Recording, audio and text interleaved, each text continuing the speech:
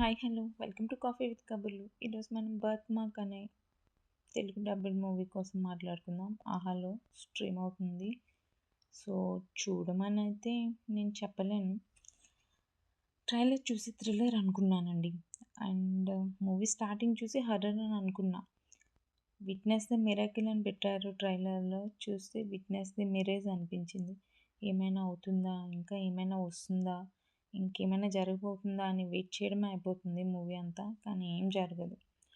Story ఏంటంటే natural birth process కోసం అని చెప్పి వైఫ్ని హస్బెండ్ ఒక ప్లేస్ తీసుకొని వెళ్తాడు.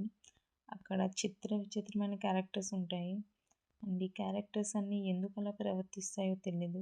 చివరి వరకు కూడా ఏం తెలియదు. పెద్ద ఇంపాక్ట్ కూడా ఉండదు ఆ ఎందుకు అలా ప్రవర్తించాయి అన్న వాటికి కూడా రీజనే ఉండదు.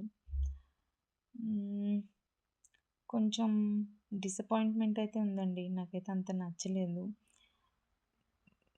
అట్లీస్ట్ 1.2x స్పీడ్లో చూసినా కొంచెం టైం సేవ్ అయి ఉండేది అనిపించింది. చాలా స్లోగా ఉందండి మూవీ.